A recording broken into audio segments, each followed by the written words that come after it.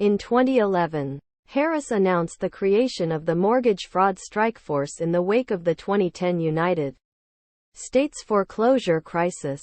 That same year, Harris obtained two of the largest recoveries in the history of California's False Claims Act. $241 million from Quest Diagnostics and then $323 million from the Scan Healthcare Network, over excess state Medi-Cal and federal Medicare payments. In 2012, Harris leveraged California's economic clout to obtain better terms in the national mortgage settlement against the nation's five largest mortgage servicers, J.P. Morgan Chase, Bank of America, Wells Fargo, Citigroup and Ally Bank. The mortgage firms were accused of illegally foreclosing on homeowners. After dismissing an initial offer of $2-4 billion in relief for Californians, Harris withdrew from negotiations.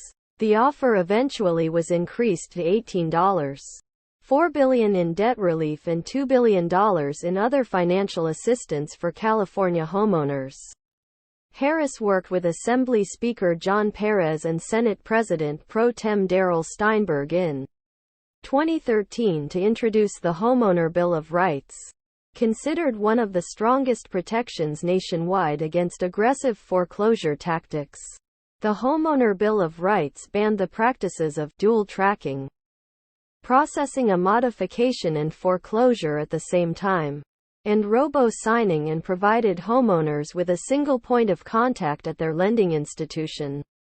Harris achieved multiple nine-figure settlements for California homeowners under the bill, mostly for robo-signing and dual-track abuses, as well as prosecuting instances in which loan processors failed to promptly credit mortgage payments, miscalculated interest rates, and charged borrowers improper fees. Harris secured hundreds of millions in relief, including $268 million from Oakland Financial Corporation, $470 million from HSBC, and $550 million from SunTrust banks.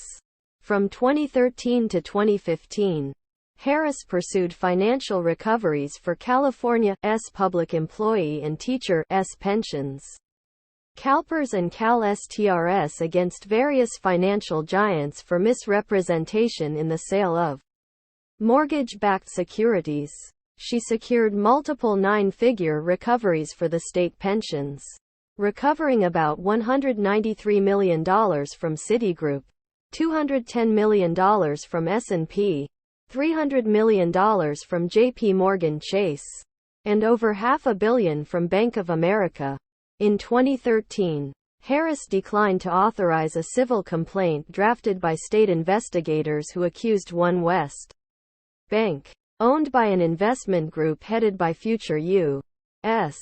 Treasury Secretary Steven Mnuchin, then a private citizen, of widespread violation of California foreclosure laws. During the 2016 elections, Harris was the only Democratic Senate candidate to receive a donation from Mnuchin.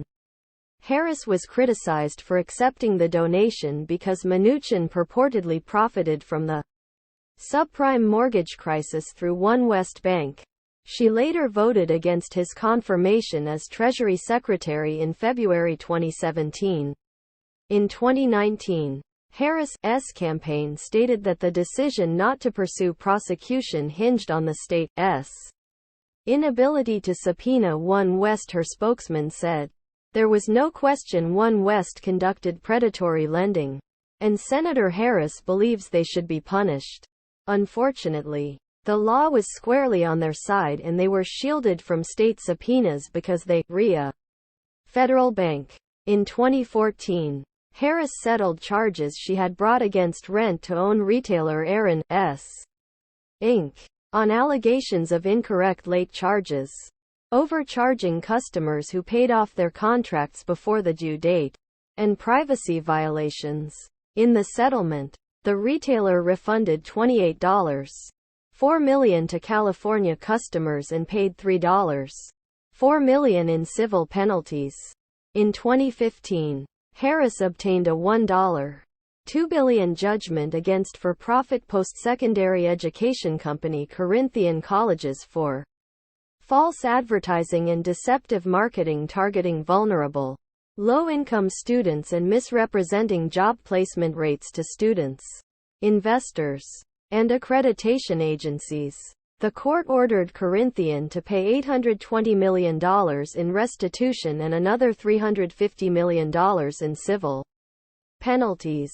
That same year, Harris also secured a $60 million settlement with J.P. Morgan Chase to resolve allegations of illegal debt collection with respect to credit card customers, with the bank also agreeing to change practices that violated California consumer protection laws by collecting incorrect amounts, selling bad credit card debt, and running a debt collection mill that robo-signed court documents without first reviewing the files as it rushed to obtain judgments and wage garnishments.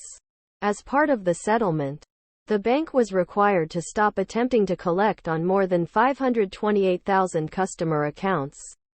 In 2015, Harris opened an investigation of the Office of Ratepayer Advocates, San Diego Gas and Electric, and Southern California Edison regarding the closure of San Onofre Nuclear Generating Station.